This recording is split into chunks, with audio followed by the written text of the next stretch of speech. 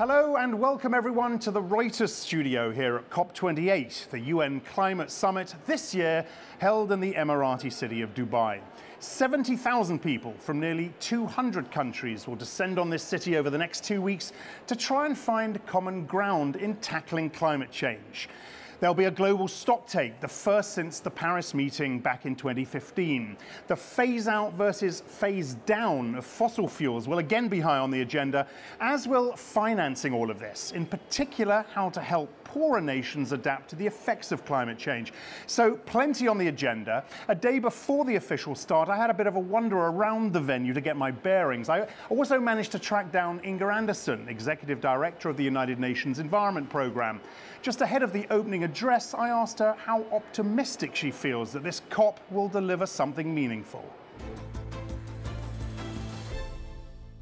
Look, my job is to be the eternal optimist. Obviously, the numbers are not looking very good. You've seen the emissions gap report, you've seen the production gap report, as well as the adaptation gap report from UNEP. So this is sort of a rude awakening, right? We have been snoozing our way to where we are right now, and there's a time to step up. We will have the global stocktake, and the global stocktake will be important. That will be a sobering moment because we are not where we need to be. So the global stocktake will have to drive a degree of commitment to reduce emissions, which we haven't seen so far at the speed and the scale with which we want it. Nothing left off the table, he said, including fossil fuels. He said he's grateful that many national oil companies have stepped up, but it's not enough. They can do a lot more. What do you want to see? Well, obviously, I mean, the Secretary General of the United Nations has made it very, very clear. We cannot do any new coal power plants. We need to scale out and step out and phase down, whichever preferred proposition you want, from fossil fuels. There is no other option. And so investing in renewable, investing in a bright and green future is the only way. But let me be very clear. These economies are very fossil fuel dependent. So making that gear shift is something we have to do as a collective. I live in Kenya, 92% renewable for the electricity sector. Yep. Investment over 30 years. That's the kind of commitment we need to see across the world. One tiny final question, financing. Are the poorer nations, the Global South, going to get the funds they need? They have to. Because look, here we are already seeing climate change at 1.1 degree or something like that. Climate injustice is present right now. So unless we find that financing for making the shifts on energy, we are going to see more and more runaway climate impact. And that will mean a higher bill for loss and damage. And don't think there's such a thing that you build walls around your countries. If you have climate change, I have climate change. We're in this together. Multilateralism is the only way to go. Thank you very much. Thank you. My pleasure. All of this happens across this cavernous campus of pop-up buildings and exhibition halls. I just came from the meeting with Inger Andersen down a very long boulevard that way where a lot of the governments have their pavilions, a lot of the big NGOs have their pavilions. This is called the Blue Zone, this area. This is where all the official stuff happens. The main plenaries happen here, the policy meetings, the policymakers hold their press briefings here. Then after 3 or 4 days, they'll all go home, and that's when the negotiators really start to get their teeth into the wording of any type of an agreement that they're going to come up with at the end of this 2 weeks. Then we have what's called the Green Zone, which is this enormous space wrapped around the Blue Zone. That's where a lot of the smaller NGOs, the climate campaigners, the corporates, and of the television studios really have their spaces. A hive of activity there as well. As I said, a huge space that wraps around this official Blue Zone. Then over here, another cavernous space where the world's media camp, and that's where we write our stories, we edit our stories, we edit our pictures there. And of course, very, very importantly, we strategize about who we want to talk to, who we can talk to across this 2 weeks of very important meetings. Of course, that Inger Andersen interview happened just before the big announcement by the COP president of a new $430 million fund to help poor nations cope with climate disasters. Of course, I also spoke to her, as you heard, about the fossil fuel industry. Joining me now is Lord Adair Turner, chair of the Energy Transitions Commission. Lord Turner, many thanks for joining us. I know you and the group have been doing a lot of work on fossil fuels and how to solve this problem. What's the thrust of this now? I think the crucial thing is to decide how much of the route to net zero has to take the form of actually reducing fossil fuel use, and how much can be achieved by continuing to use fossil fuels, but offsetting that by carbon capture and storage. And the answer we're giving is 85-15. 85% of the emissions reductions actually have to come from reducing the use of fossil fuels. And we think that gas use could come down 55 to 70% by 2050, coal 80 to 85, and oil as much as 95% by 2050. And how are the fossil fuel companies responding to this? Well, look, we have two of our members, Shell and BP, where the individuals involved as the commissioners have signed this report, and they have welcomed this report as a serious contribution to this debate. And we also hope that the other fossil fuel companies here in Dubai, both IOCs and NOCs, will look at this report. We think we have an absolutely compelling case to say that the optimal solution for the whole world is this very significant rundown of the actual use of fossil fuels. Carbon capture and storage does have a vital role to play, but it has to be an ancillary, secondary role to actually moving beyond fossil fuel use. And that's why I was very pleased to hear Dr. Sultan Al Jaber say yesterday that all of these issues have to be on the table, including the future of fossil fuel use. Lieutenant, the Shells and the BPs put their name on the document.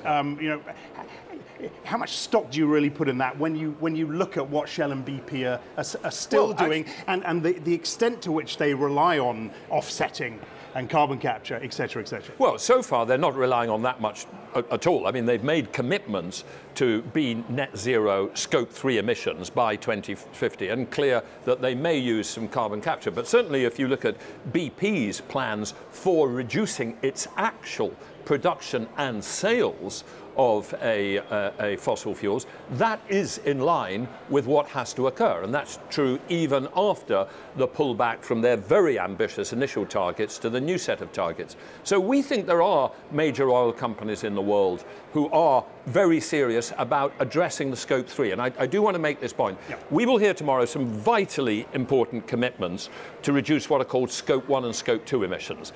The methane and the CO2 which is produced in the process of producing oil and gas. That's crucially important, but it's not sufficient. We've also got to address the emissions that result from the use of fossil fuels.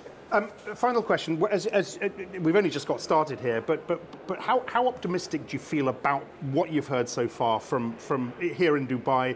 And do you put more hope in the policy side now, given a hat you've worn in the past, than you do, say, in the business side, or does it all lie with businesses now? Or does it all lie with the private sector? It cannot all lie with the private sector. Let's be clear. Private sector can do a lot.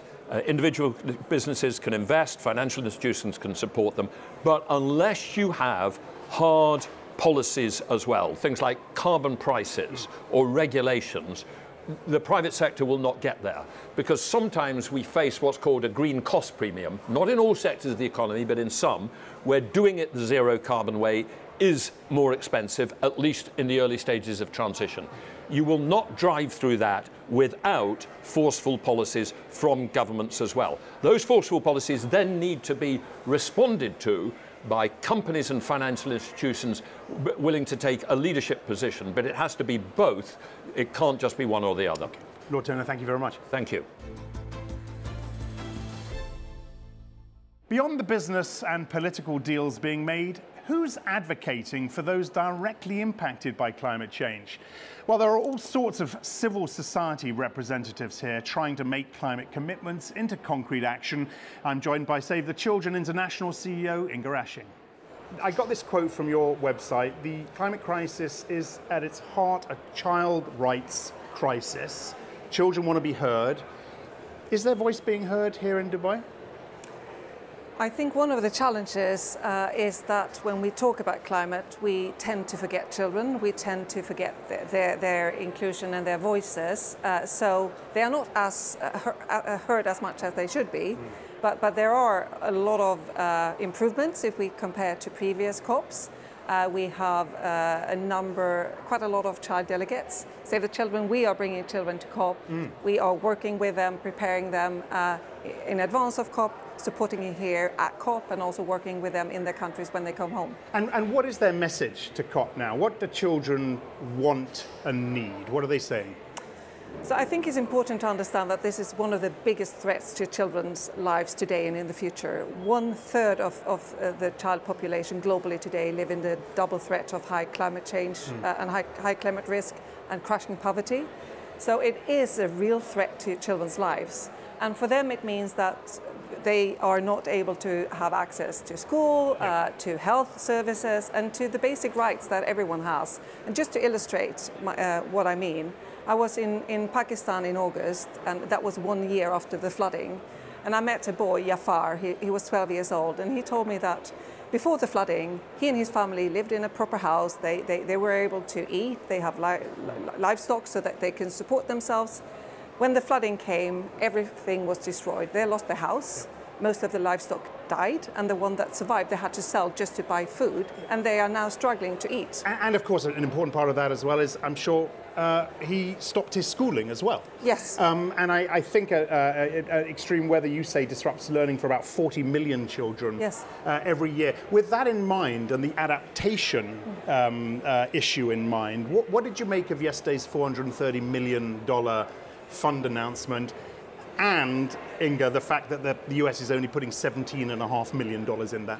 I think one of the challenges is that we are not seeing enough money being put through, and even with the money that are being put through, we don't see enough of it being allocated to things that are supporting children. So I think what we want is more funding to be allocated, and for the funding to be targeted to children particularly, we need to ensure that every country is focusing on building and creating basic child services, access to health, access to education, the things that are being lost when climate crisis hits.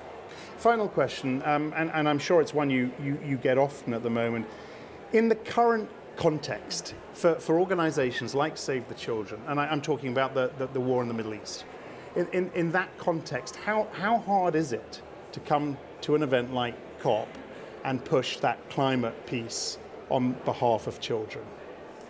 So for us, I mean, we work in 120 countries, and we react to conflict, to climate crisis, humanitarian situations and development. So for us, of course, this is a key component of our work, and this, as I said, is one of the biggest threats to children. The main challenge is that the world's attention span is so narrow, so people struggle to be able to focus on 2 things or 3 or 4 things at the same time. So when we have the focus on the situation in the Middle East now, Ukraine, Russia before, people tend to forget the enormous impact climate crisis have on children in so many countries around the world. And that's one of the reasons why we are here, because people need to understand that this is indeed a child rights crisis and we need action now.